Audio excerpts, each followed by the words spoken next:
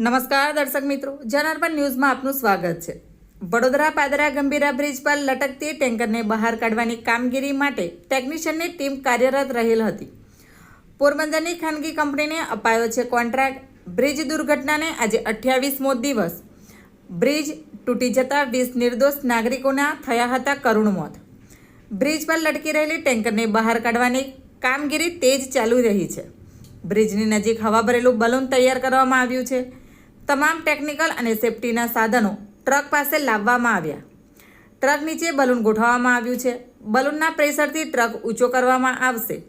Vishwakarma marine company કે જે પોરબંદરની કંપની છે તેના દ્વારા નિઃશુલ્ક કામગીરી કરવામાં આવી રહી છે। મરીન ટીમ વિવિધ મુદ્દાઓ પર કરી રહી છે। લટકાયેલા ટ્રકને બહાર કાઢવાની કામગીરી 2 એર બલૂન લગાડવામાં આવ્યા છે, જે બાદ ટ્રકને ઊંચી કરી પાછળથી ખેંચી લેવામાં આવશે।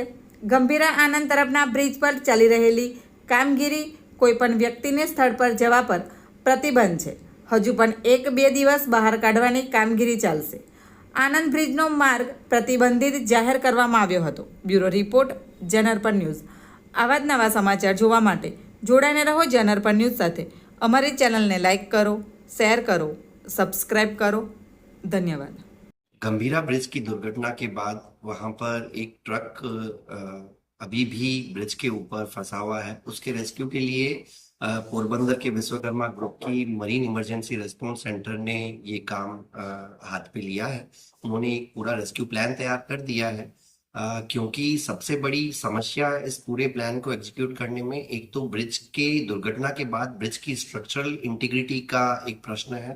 दूसरा, वहाँ काम करने के लिए जो ब्रिज के ऊपर स्पेस मिलना चाहिए, क्योंकि ब्रिज दुर्घटना के बाद ब्रिज की स्ट्रेंथ एंड स्ट्रक्चरल इंटीग्रिटी का प्रश्न है, तो इसलिए वहां पर हेवी लोड भी यूज नहीं कर सकते हैं। इसलिए पूरा ऑपरेशन जो रेस्क्यू प्लान तैयार किया गया है MERC के द्वारा, उसके तहत वो रिमोटली 900 मीटर दूर अपने ऑफिस से रिमोटली पूरा ऑपरेशन एग्जीक्यूट करेंगे। पूरे ऑपरेशन में उन्होंने स्ट्रेटेजिक जगहों पर CCTV भी लगाए हैं।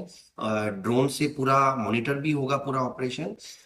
इसमें अत्याधुनिक उपकरणों का भी मर्ग के द्वारा उपयोग किया जाएगा, जैसे कि pneumatic airbag, hydraulic strand jack और इंजीनियर्ड हॉरिजॉन्टल कैंटिलीवर। इन तीनों क्रिटिकल इक्विपमेंट्स के थ्रू ये ट्रक को सुरक्षित पहुंचाने का प्रयत्न अगले 2 से 3 दिन के अंदर किया जाए।